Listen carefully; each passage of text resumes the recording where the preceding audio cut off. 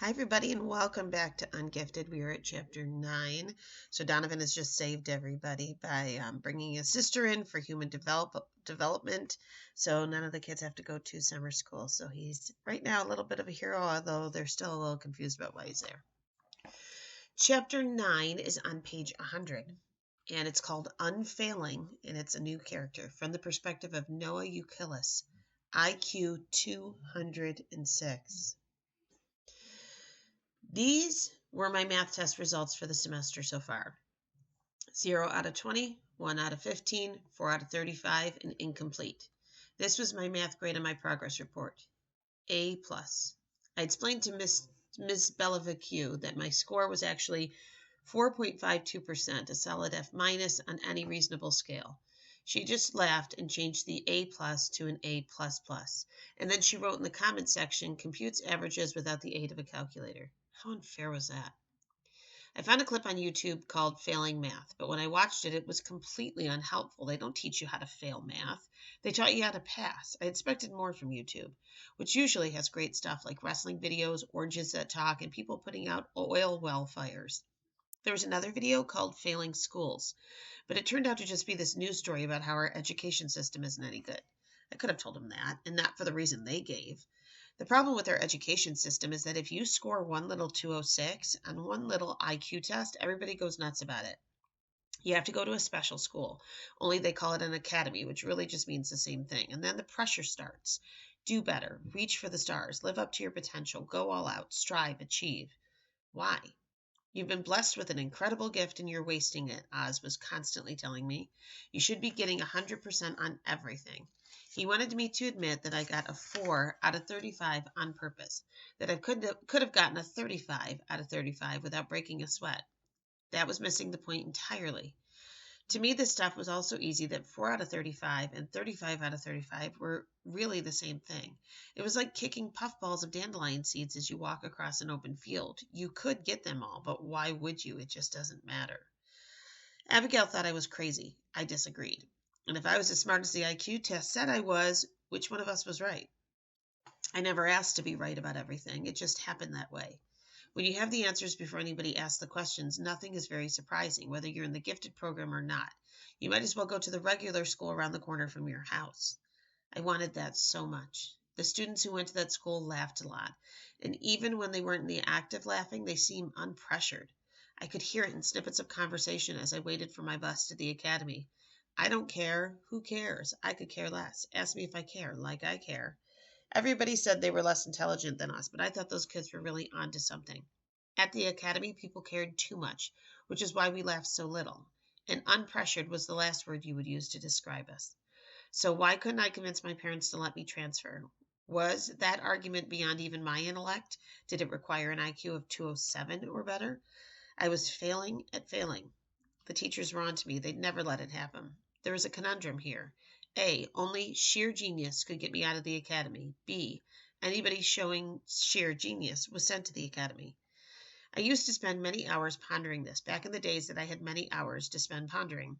That all changed when Donovan Curtis told me about YouTube. This was an important revolution for me because almost everything on YouTube is surprising. I'll never forget when Donovan showed me how to use it. He clicked on a video, and for 11 magical seconds, we watched a Cocker Spaniel drinking out of a toilet. In those 11 seconds, my world was transformed. What I had just seen could not have been predicted by anyone, regardless of IQ. It was astonishingly simple and utterly random, the brain hiccup of a collective mind 7 billion people strong.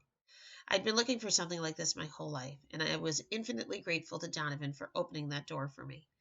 I'd almost forgave him for bringing in his sister and spoiling the only chance I might have ever to flunk. The word had just come from the State Department of Education that studying Katie Patterson's pregnancy officially counted as real-life experience in human growth and development. You should have seen the celebration when Oz made the announcement in the robotics lab. Everyone mobbed Donovan, slapping him on the back and cheering. All except Abigail. She actually wept at the news that she wouldn't have to go to summer school. It was a little confusing. She took classes all summer anyway, so wasn't that summer school too? What was the difference between the summer school she went to on purpose and the summer school she'd do anything to avoid? Speaking of confusing, there was Donovan himself. He clearly didn't belong at the academy. I knew that after his first 20 minutes in the lab. What was he doing here? I had no idea, and that alone was considerably awesome. There were very few things that I had no idea about. The fact that one of them landed a few seats away from me from homeroom was wonderful in itself. Donovan was like a human YouTube video, unpredictable. We could have worked on Tin Man for years, incorporating every refinement allowed by technology, but none of us could have ever envisioned that the greatest improvement of all would simply be the way you drove it. Yet when Donovan took over the joystick, the answer was right there for all of us to see. It also made excellent YouTube footage. Google Tin Man Metallica SquarePants exposes teacher's underwear, and the clip should come up. It already had more than 1,000 page views, making it my greatest hit so far. Picture this. Mrs. Bellicua was covering for Oz in the lab, and one fork of the robot's lift mechanism got under her skirt. And by the time she noticed it, her hem was up around her ears, and everyone was staring at her underpants, which were bright yellow with a pattern of Cartesian geometry. Mrs. Bellicue didn't accept Donovan's apology. You'd think a math teacher who wore Cartesian geometry underwear would have a better sense of humor, but she was really mad. Her face looked like she was being tasered, or at least how those people look in YouTube videos. We were just getting calmed down after the brouhaha when Chloe pounded into the lab, gasping from an all-out sprint. You won't believe it, she panted. They still haven't fixed the Hardcastle gym, so they're moving the Valentine Day dance here. Donovan looked uncomfortable. What do we care about another school's party? Don't you get it? Chloe crowed. It's on our turf, so we're all invited. I've been in the gifted program since I was 8, and you know how many dances we've had? Try 0. Except for the dance of the electrons, I reminded her, my 6th grade science project. Abigail did not share Chloe's enthusiasm. I can't think of a single thing that interests me less than a school dance. Chloe stared at her. But you're still going, right? Not even at gunpoint. Chloe was devastated. But you have to. We may never get the chance to go to another one. Abigail was adamant. This suits me just fine. You're a scientist, Mrs. Bellicue challenged her. How can you arrive at a conclusion without any data to back it up? Chloe jumped on the bandwagon. Look at this as an experiment, a social experiment, right, Donovan? Donovan shrugged. Don't ask me, I never go to dances. Well, you're going to go to this one, announced Oz, striding into the room. I'm making it a class assignment. Abigail was horrified. Oz, you can't make us go to an after-school event. No, the teacher agreed, but I can assign everyone to write an essay about it, and if you haven't been there, you'll have to get a 0. I'll take a 0, I volunteered readily. You couldn't get a 0 if you handed in a blank page, Abigail said in a resentful tone. She was tight-lipped, but I have a feeling she'd be there. I'd kill for a bad grade. She'd kill to avoid one. Oz panned the room, making eye contact with each student. This is a good idea, people. We're all so focused on our specialties, we tend to miss out on ordinary experiences. Having fun is part of an education, too, you know. I don't have time to go to a dance, I complained. In the 3 hours it would take me to get there, get home, I could watch between 70 and 100 YouTube videos, depending on the duration of each, of course. There's more to life than YouTube, Noah, chided Chloe. That's where you're wrong, I retorted. YouTube is life, only better. The entirety of human experience is on that little screen. Last night I watched a modern-day clash of gladiators in bathing suits battling in and out of a roped square, jumping off tables and hitting each other with chairs. It's called professional wrestling, Noah, Donovan announced, and it's all fake. I saw blood. I respected Donovan, but he didn't know everything. If my mother hadn't pulled the plug on my computer, I could have watched a steel cage match. Oz put an end to the discussion. It's settled. We'll all be there, and there's extra credit in it for anybody who can relax enough to have a good time.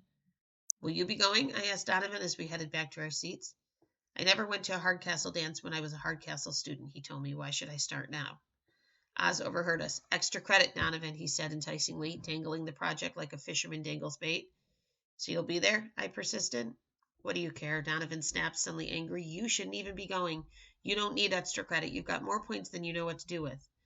I wish I could give you some of mine, I told him honestly, but I don't think it works that way.